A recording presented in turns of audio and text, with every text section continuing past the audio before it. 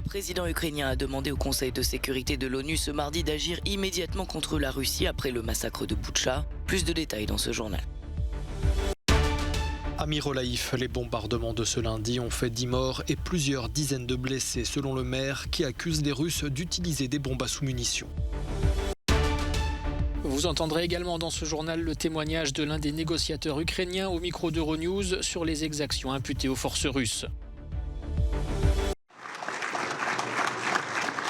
Après le massacre de Boutcha, le président ukrainien s'est exprimé devant le Conseil de sécurité de l'ONU ce mardi. Pour sa première allocution devant l'organisation depuis le début de l'invasion russe, le dirigeant a appelé à ce que la Russie soit traduite en justice et exclue du Conseil de sécurité au regard de ces crimes de guerre commis en Ukraine.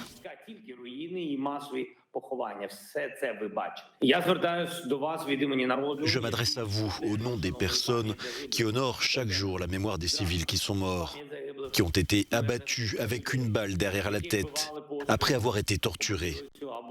Certains d'entre eux ont été abattus dans la rue, d'autres ont été jetés dans des puits et ils sont morts dans la souffrance. Ils ont été tués dans leurs appartements. Des grenades ont détruit leurs maisons.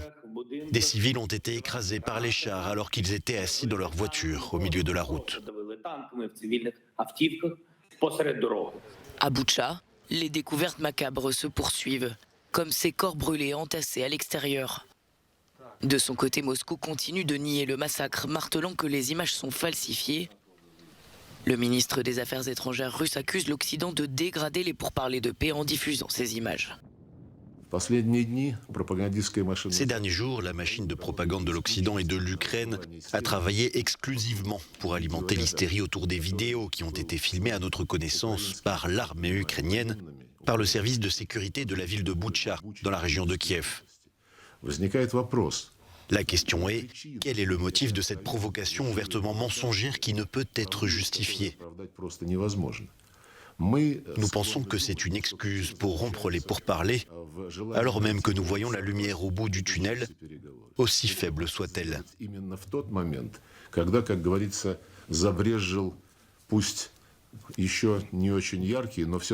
Selon Kiev, des crimes de guerre sont commis dans de nombreuses autres villes, comme ici à Borodianka, près de la capitale, où des dizaines de civils seraient enterrés sous un immeuble bombardé.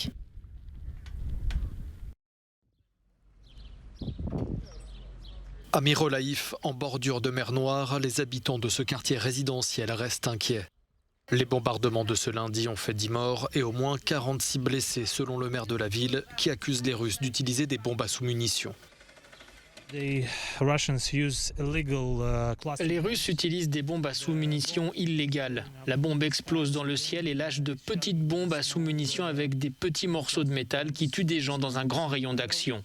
Which kills people in a big range.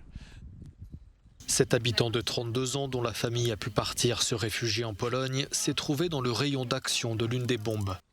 Il dit avoir eu la plus grande peur de sa vie.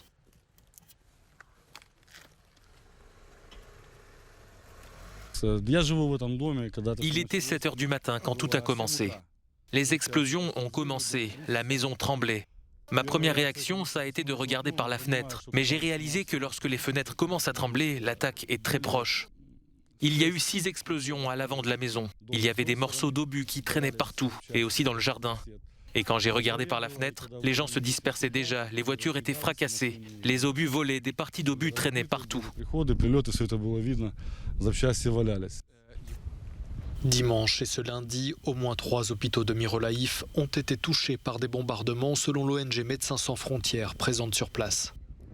Notre envoyé spécial évoque également des écoles et des jardins d'enfants touchés.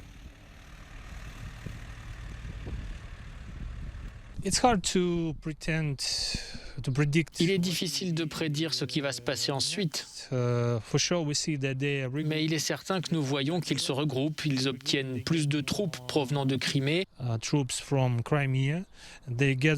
se rassemblent dans la région de Kherson. Nous nous attendons à ce qu'ils nous attaquent dans les prochains jours.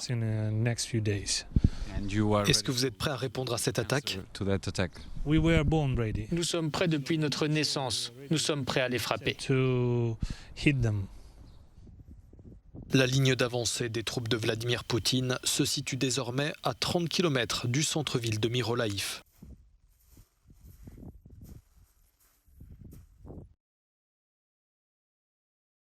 Roustem Umerov fait partie de la délégation envoyée par Kiev en Turquie pour les pourparlers avec la Russie. Parlementaire tatar de Crimée, il défend les intérêts de l'Ukraine. Euronews s'est entretenu avec lui sur les atrocités dont sont accusées les troupes russes à Boutcha. C'est un génocide, c'est un crime de guerre. C'est pourquoi nous avons besoin que le tribunal de la Haye se penche sur cette question. C'est la seule façon de les traduire en justice.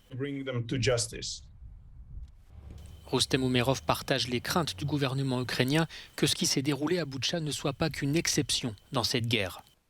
Les atrocités se produisent non seulement à Kiev, mais aussi à Tcherniv, Kharkiv et d'autres villes. Nous ne savons pas ce que l'on verra à Kherson et Zaporijjia, qui sont sous occupation temporaire. Nous ne pensons pas qu'il y ait beaucoup de progrès réalisés dans les retraits. Ce sont surtout nos forces qui défendent nos terres. Il y a un bon leadership. En fin de compte, nous voulons que cela se termine. C'est pourquoi, comme je l'ai dit, il faudra poursuivre les négociations. Sur la reprise des pourparlers, Roustem Umerov estime que la priorité est d'obtenir des garanties de sécurité de la part de la communauté internationale, car le camp ukrainien déclare ne rien croire de ce que les Russes promettent. Le massacre de Boutcha en Ukraine rappelle d'autres crimes de masse survenus dans l'histoire contemporaine de l'Europe, notamment à Srebrenica en Bosnie-Herzégovine. En juillet 1995, 8000 Bosniaques ont été tués par les forces serbes de Bosnie sous le commandement du général Ratko Mladic, ici à l'écran. Après l'avoir assiégé pendant 2 ans, les forces serbes sont entrées dans cette enclave et malgré la présence de casques bleus, la population civile n'a pas été défendue. Après plusieurs années de cavale, Ratko Mladic et le chef de la branche politique, Radovan Karadzic, ont été condamnés à la prison à vie pour génocide. Mais le premier grand massacre de la guerre des Balkans a eu lieu 4 ans plus tôt dans la ville croate de Vukovar. Après avoir conquis la ville, les troupes serbes ont déporté environ 200 Croates qui s'étaient réfugiés dans l'hôpital local. Ils ont été déplacés dans une ferme et ont été torturés avant d'être tués. En tout, au moins 300 personnes ont péri. Des années plus tard, l'ancien colonel Mile Merkšić, surnommé le boucher de Vukovar, a été condamné à 20 ans de prison pour crimes de guerre. Au début des années 2000, la Tchétchénie a elle aussi subi des crimes de masse. Et en 2008, c'est en Géorgie que des dizaines de civils ont été tués lors de l'assaut manqué par l'armée géorgienne qui tentait de reprendre le contrôle de l'Ossétie du Sud.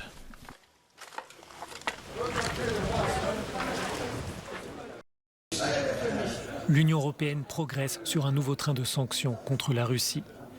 Pour la première fois, ces mesures devraient toucher le secteur énergétique.